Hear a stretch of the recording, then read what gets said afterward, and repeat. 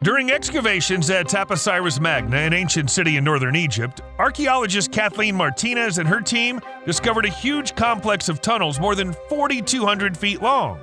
Actually, they found a huge religious center with 3 sanctuaries, more than 1,500 artifacts, busts, statues, gold coins. But the most interesting discovery was a complex of tunnels leading to sunken structures. Numerous earthquakes that have occurred in the region over the centuries may have caused the tunnels to collapse. The archaeologist believes that she's finally discovered the lost tomb of Cleopatra. If that's the case, the find will be the most important discovery of the 21st century. Today you'll learn why the mummies were screaming, how the rulers of ancient Egypt entertained themselves, when mankind invented chemical weapons, where hobbits actually lived, and who they hunted.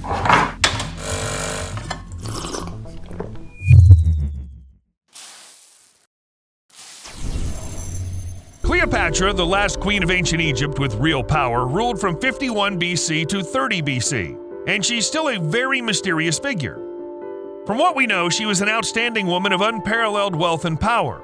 Cleopatra became queen at the age of 18, spoke 9 languages, studied politics, economics, and mathematics. All in all, she was an intelligent and outstanding politician, one of the first, if not the first, influential woman in history. And of course, when talking about Cleopatra, one just has to mention her beauty. But here's the thing. Most of the information about the queen came from the Romans, who considered her a rival. Imagine your jealous colleague or your nasty neighbor are asked to describe you. How true would it be? The same goes for Cleopatra. However, the Romans never found the queen herself and her tomb. According to the legend, Cleopatra tried to outsmart everyone by hiding her eternal resting place so that it would never be found. And judging by the fact that her tomb has not yet been discovered, she did a great job. Very soon, however, the discovery at Taposiris Magna may change it. If tunnels do lead to a tomb, it may well belong to Cleopatra and her husband, Mark Antony. According to Plutarch, when Augustus and his Roman armies invaded Egypt and captured Alexandria, Mark Antony fell on his sword and died in Cleopatra's arms, after which he was buried in the mausoleum. 2 weeks later, Queen Cleopatra followed him there to make offerings and then allowed herself to be bitten by a venomous snake. Tragic love story and all that. So far, no other tombs of the rulers from the Ptolemaic dynasty, that is, those who ruled Egypt after Alexander the Great, have been found. All the tombs were reportedly located in the palace quarter of Alexandria and appear to be underwater, as is the rest of the area. The sea simply swallowed the land here. If the burial site of Cleopatra and Antony is discovered, it'll give archaeologists decades worth of work. We will at least learn more about what Cleopatra looked like and how she died, and at best we'll be able to learn much more about her life, and in general about Egyptian customs of the time. The most recent information about alleged Cleopatra's tomb was made public in November 2022, so it's still unclear what scientists have found in the first place. And yes, we know so little about Cleopatra that we have no idea what exactly she looked like. I mean, sure, the queen is constantly portrayed as a beautiful seductress with men willing to part with their lives just to spend one night with her, but archaeological evidence suggests that this image may not be entirely accurate. The latest existing source is a tiny silver coin about 2,000 years old. It portrays the Egyptian queen with a shallow forehead, pointed nose, narrow lips, and a not-so-pretty chin. Yes, over 2,000 years, the standards of beauty have changed dramatically, but even by ancient standards, Cleopatra wasn't beautiful. The widespread image of Cleopatra is that of a beautiful ruler adored by Roman politicians and generals. However, it seems that the image of Cleopatra as a beautiful seductress was largely fabricated in a later period. Roman writers tell us that Cleopatra was intelligent and charismatic, and that she had a seductive voice. That's it. Not a word about her beauty. At all. Historians have nothing resembling a portrait to make assumptions about Cleopatra's looks. The best leads we got are coins, Egyptian reliefs, most likely unrealistic and created for the eyes of her subjects, and marble busts. Not very reliable sources, to put it bluntly. Modern scholars rightly doubt that Cleopatra could rule the country and make alliances through her beauty alone. The queen was quite intelligent and educated. In addition, she was damn good at manipulation. Historians didn't like the idea of a woman who could outsmart her male contemporaries, so they attributed her success to her looks. Still, Cleopatra did take care of herself. One of the beauty routines often attributed to Cleopatra was bathing in donkey's milk. It's believed to have made her skin softer, whiter, and to have erased facial wrinkles. Today, the benefits of this procedure seem questionable. But hey, ancient Egyptians weren't very good at cosmetology. Scientists also believe that they were able to recreate the perfume that Cleopatra used. This was made possible by a very clever X-ray fluorescence technology. It allowed scientists to analyze molecules found in the jars of perfume used by the queen. After numerous experiments, they were able to get a pleasant fragrance with base notes of myrrh and cinnamon, as well as other accompanying ingredients. While it's not a 100% accurate scent Cleopatra used, it's close enough. One could sniff the perfume at the National Geographic Museum in 2019, and it's called Eau de Cleopatra. There aren't many ancient rulers one could smell. It's worth saying that bathing in donkey's milk is not the oddest whim of Egyptian rulers. Pharaoh Pepe II reigned from about 2300 to 2206 BC, and he ascended the throne at about the age of 6. Naturally, his mother largely ruled instead of him, but Pepe was still a young kid who had a huge kingdom at his disposal. As you can imagine, this leaves a certain mark, and Pepe seemed to be spoiled as hell. Shortly after he became pharaoh, an explorer named Harkuf wrote a letter to Pepe informing him that he had seen a dancing pygmy. After hearing this, the pharaoh reacted as any child would. He was delighted. He wrote a letter that historians call one of the most human that has survived to our days. This is what Pepe wrote. He was about 8 years old at the time. "Hurry and bring with you this pygmy, live, hale, and healthy, for the dances of the god, to gladden the heart, to delight the heart. When he goes down with you into the ship, get worthy men to be around him on deck. Don't let him fall in the water. When he lies down at night, get worthy men to lie around him in his tent. Inspect 10 times at night." There's also information that grown-up Pepe hated flies so much that he even smeared his slaves with honey so that they would distract the insects and keep them away from the pharaoh. However, despite these accounts, Pepe II ruled for 64 years. According to some reports, 94 years, but it seems to be a common ancient Egyptian exaggeration. At that time, they liked to write that the pharaohs reigned the country for 100 years or more. How else could it be when pharaohs were like gods?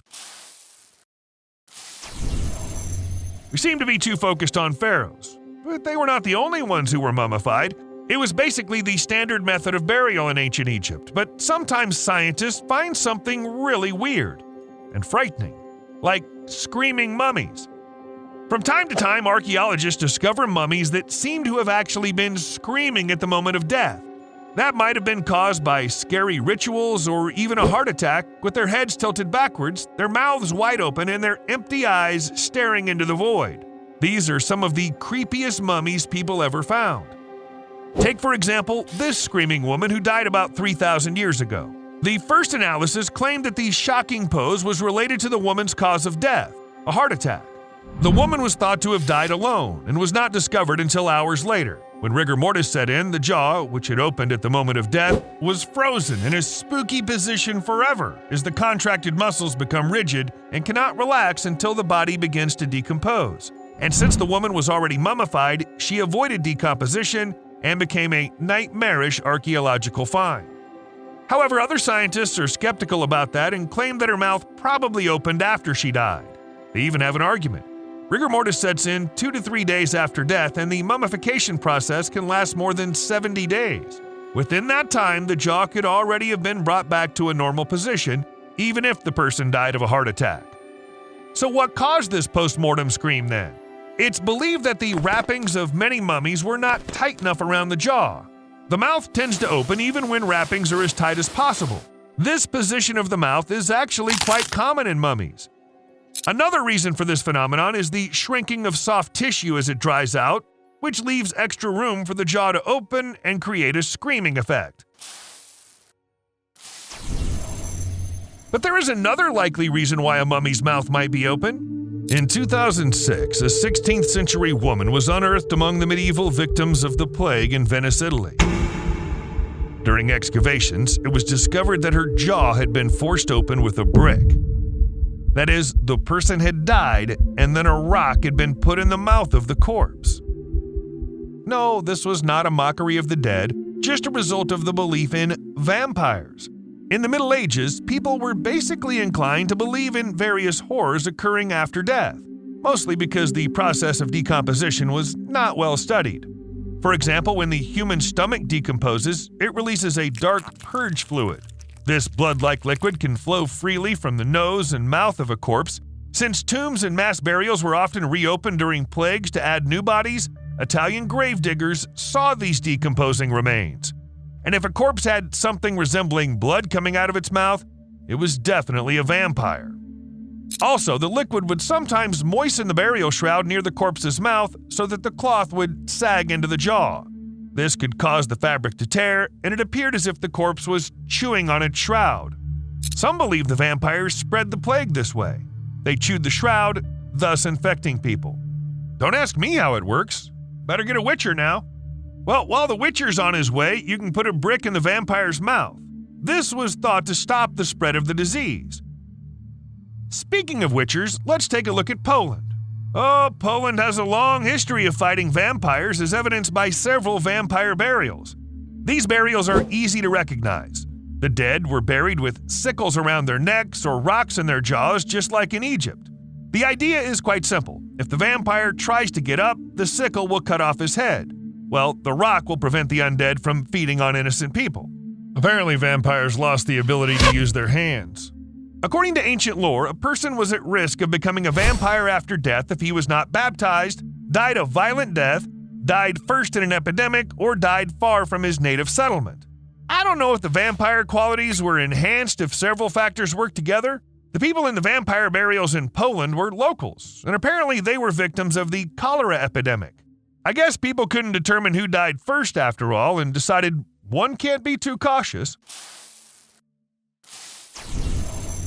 I don't think you'd be surprised by the fact that vampires are just a figment of our superstitious ancestors' imagination, but what about hobbits, who actually existed? They didn't have big hairy feet, and the real hobbits didn't live in the Shire, but on the Indonesian island of Flores. Anyway, let's take it one step at a time. At the beginning of this millennium, the majority of paleoanthropologists believed that only modern humans, our species, Homo sapiens, were able to travel beyond the continent. It seemed unlikely that ancient humans had vessels capable of crossing the ocean. That all changed in 2003 when the remains of an ancient ancestor of a very, very small size were discovered on the island of Flores. Its tiny brain and strange primitive features sparked a debate about its place in the human genealogical tree. Of course, the researchers initially thought they'd found an ancient man with microcephaly, a disease characterized by a small head and short stature. But later finds of skeletons of the same size proved that the Hobbit was not an individual tiny person, but a member of an entire species. Homo floresiensis was one of the last extinct human species. This distant relative of ours went extinct about 50,000 years ago, shortly before or during the time Homo sapiens appeared in the region. These hobbits were really short, about 3 feet tall, weighing about 55 pounds with a brain size of about 23 cubic inches. That is about 3 times less than ours. The skeleton of the hobbit could be easily mistaken for the skeleton of a child, and only fully developed wisdom teeth proved to scientists that this was actually an adult. True, the skeletal structure was also quite specific: broad hip bones, short collarbones, noticeable flat feet, and an unusual location of the shoulder joint. The hobbits had to bend their knees much when walking, so they moved slowly. So slowly, in fact, that they never could keep up with the evolution. Why did these ancient people never evolve? As usual, there are several theories. Initially, it was assumed that the population of Homo erectus arrived on Flores from Java, perhaps by boat, and then they simply shrank in size. Not at once, of course, but over hundreds of thousands of years. This is how island dwarfism works. Large animals isolated on islands get smaller because they have limited resources and no large predators to protect themselves from. In short, it's just useful for them. The second theory points to microcephaly, which I mentioned earlier. However, Homo sapiens have no known diseases or conditions that match what scientists have found in hobbits, so it doesn't sound convincing. But it wasn't just the ancient humans that got smaller on the island of Flores. Researchers have found thousands of stone tools associated with thousands of elephant bones, in particular the bones of Stegodon, the ancestor of modern elephants. Actually, Stegodon was the largest of the Proboscidea order, almost 13 feet tall and weighing 12 tons. But this is outside the island of Flores. Once in an isolated space, the stegodon shrank to the size of buffalo, so scientists have suggested that many humans may have hunted many elephants. After all, no ancient man would have ignored such a source of meat and fat if it was within a walking distance. There's even evidence of hobbits seemingly using fire. So how about an elephant barbecue? Too bad this all happened so long ago that nothing can be proved with 100% certainty. Anyway, until the researchers found some solid evidence. But don't worry, such finds sometimes happen very unexpectedly. Only in 2011 did the scientific community discover that one of the first chemical attacks in human history happened long before World War I. Around 256 AD, the Roman fort of Dura Europus fell victim to a Persian siege in what is now Syria. When archaeologists investigated the site, they found not only a pile of bodies of Roman soldiers killed in battle, but also traces of yellow sulfur crystals and pitch. All of this indicated that the Romans had been killed by the toxic gas. It's believed that this was probably one of the earliest known chemical attacks in history. It happened nearly 1,700 years ago. The dead Roman soldiers were part of the city's garrison and were digging a tunnel to attack the besieging Persians. The Persians, in turn, were digging their own tunnels to undermine the city walls. Apparently, the Persians waited until the defenders of the city got closer and then pumped toxic gas into their tunnel, killing the soldiers in a matter of minutes. The victims choked, passed out, and then died, and the Persians made a wall out of their bodies. Eventually, the city was captured. Now, oh wait, Steve's got something for me. Okay, I gotta say a few words about that. You probably remember the Notre Dame fire that happened in 2019. The fire did huge damage and the cathedral is still being reconstructed. But in the process of repair, the construction team accidentally stumbled upon something unexpected: an ancient graveyard and two human-shaped sarcophagi made of lead. All this time, the graveyard was under a layer of church floor dating back to the 18th century, and no one realized it existed. Researchers believe that the graveyard itself dates back to the 14th century. One lead sarcophagus had buckled under the weight of the church above, but was still sealed when it was discovered. Everything seemed to hint that one should not open the sarcophagus. Using a tiny endoscopic camera, the researchers were able to look inside one of these sarcophagi and examine its contents without any damage. The researchers found a mummified body that presumably belonged to a young man of a high status, such as an important dignitary buried in the 14th century. The second sarcophagus contained the remains of a priest who died in 1710. It's not clear why there's a time gap and difference in the status of these men, but both of them were important in their time because they were buried in prestigious coffins in the heart of the cathedral. While most of the treasures were found barely 8 inches below the cathedral floor, the sarcophagi were buried 3 feet deep. This, in fact, is what allowed them to remain undiscovered for so long. Actually, when the restoration of Notre Dame began, everyone was worried whether it would be possible to recreate the cathedral in all its splendor. After all, there were a lot of beautiful Gothic details, stained glass and everything like that. But mankind was really lucky because they had Andrew Tallon. This Belgian art historian used laser-mounted tripods to create a point cloud of information on every surface of a building's interior. He accurately scanned every feature of this complex structure, including those that defied any explanation at all. Just 1 billion points of data, and you have the most accurate copy of the building. This peculiar scan attracted the attention of the scientific community back in 2015, and in 2018 the art historian sadly passed away. He had no idea that his work would soon become the basis for the reconstruction of Notre Dame, a cathedral the art historian had admired all his life. Seems like our video could use something mystical. How about this?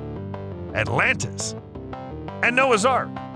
By now, they've supposedly been found so many times that I'm starting to think that some parts of the planet are covered by an even layer of Atlantis and arks.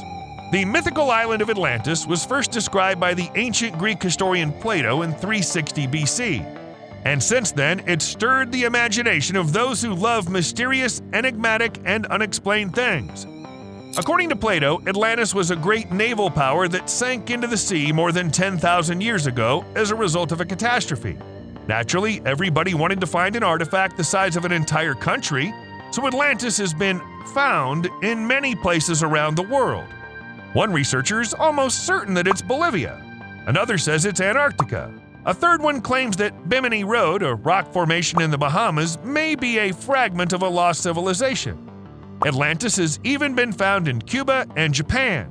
Although archaeologists strongly doubt that Atlantis actually existed, some continue to argue about which of the ruins found could be considered remnants of that ancient civilization. However, even without definitive proof, Atlantis continues to be a matter of interest. Huge interest. It's the same story with Noah's Ark. This ark, in which, according to legend, Noah, his family, and a bunch of animals escaped the flood, has been found many times. For thousands of years, amateur archaeologists have persistently been searching for evidence of this legendary ark on and around Mount Ararat in Turkey. There were no more specific instructions in the original text. Of course, from the scientific point of view, the existence of the ark is quite a controversial topic. With all the animals on the ark and the food and water to feed them, there simply would not have been enough room for everyone. The primary source mentions the dimensions of the ark, and it's somewhere around 1,115 feet by 197 feet and 111 feet in height. A vessel like that could hardly be built even today, and back in those times it would have taken hundreds of months to build it. No matter what construction period is proposed by people who believe the ark is real, and I've come across figures like 30 or even 100 years, it still sounds unrealistic. By the way, where would one get so much wood?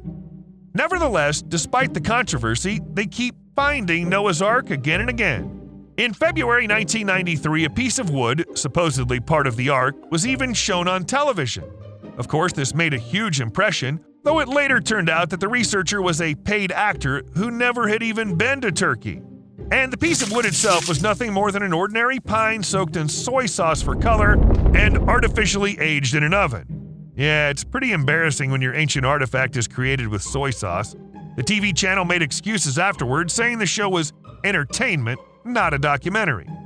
Later in 2006, the Ark was found again, then dug out for a while, then examined, but the scientific community didn't accept the results. Professional scientists were not involved in the study, so this discovery also turned out to be somewhat inconclusive. I would even call Noah's Ark a sort of Atlantis, only it's a ship. But is Atlantis impossible to find? We have quite a lot of tech now. We can look at the ocean from space and everything like that. Why hasn't there been a brilliant discovery so far? After all, it's a whole city. Well, the main reason is that Atlantis is first and foremost a myth, a cautionary tale made up by one of the brightest minds of ancient Greece, the Athenian philosopher Plato. He left us the only written account of Atlantis, and if you suddenly decide to read it, a translated version of course, you'll probably find that it's a bunch of metaphors and allegories and stuff like that. Every reference to this legendary place sounds like a mixture of fantasy and science fiction. Atlantis was a huge island, larger than Libya and Asia combined. It was populated by a race of demigods led by powerful kings who descended from Poseidon. Okay, that wasn't that rare in ancient Greece. The Atlanteans created an advanced civilization and built huge cities at a time when the rest of the world was still in the Neolithic. Sounds very cool. But all this fantasy was only meant to glorify Athenian democracy. It was super new back then, and the Athenians were terribly proud of themselves. Besides, the story of Atlantis is a warning. In its lust for power, this advanced civilization declared war on all the peoples of the Mediterranean and captured all of them but the people of Athens. They managed to defeat the Atlanteans, and then the wrath of the gods fell upon the great race and the island sank. Overall, Plato wanted to tell his contemporaries, stay humble, virtuous, and don't put wealth above all else, or something like that. Even Aristotle, Plato's pupil, basically dismissed the legend of Atlantis, considering it pure fantasy. After all, the details contained in his two works were too incredible to be true. Anyway, Plato wrote that Atlantis, let me remind you, that's a gigantic island, almost like an entire continent, was located beyond the Pillars of Hercules. That is, beyond the Strait of Gibraltar. So where is it then? I can't see it either. Actually, it seems to me that if it were not for pseudoscientists and conspiracy theorists, Atlantis would have remained simply a fragment of Plato's work, a rather small one at that, and nobody would have paid attention to it. On the other hand, Atlantis is now an element of our culture that can be found in books, movies, shows, documentaries, and video games. Even Tolkien used the myth of Atlantis in his legendarium. And that's saying something. See you later.